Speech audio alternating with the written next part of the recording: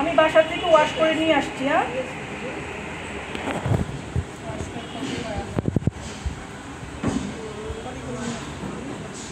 এক পিস।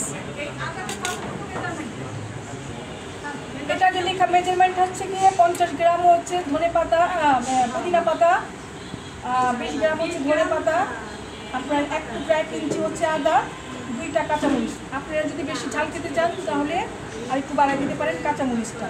এখন আমরা দেব রোস্টেড